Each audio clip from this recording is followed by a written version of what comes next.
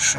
Вот управление транспортных средств, происшедшим технический осмотр, освоительные технологии, вот только общественный транспорт и таксистов. Ты сам понял, что сказал? Есть ваш техосмотр? Есть. В причинах остановки это Можно указано. техпаспорт и техосмотр покажи.